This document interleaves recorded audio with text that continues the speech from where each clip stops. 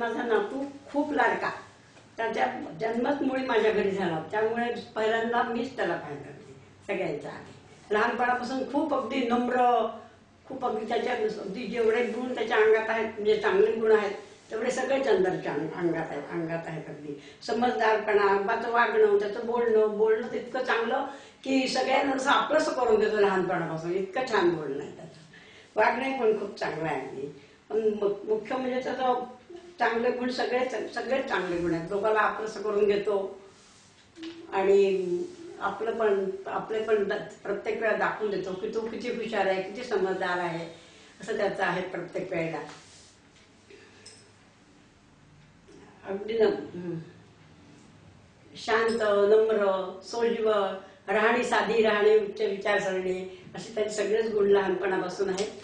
त्यामुळे खरं म्हणजे खरोखर खूपच अभिमान वाटतो. किती जितकं सांगावं तितकं थोडंच आहे.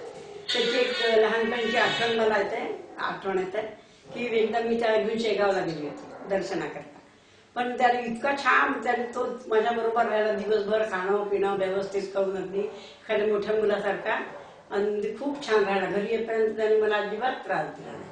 अशा खूप आठवणी आहेत, पण आता वेळेवर काय सुचत नाहीत त्याच्या आठवणीने. त्याचा आज वाढदिवस आहे म्हणून त्याला आशीर्वाद देते मी आणि शुभेच्छा देते. आणि चंद्रसारखाच नातू सगळ्यांना मिळावा अशी मी अपेक्षा करते.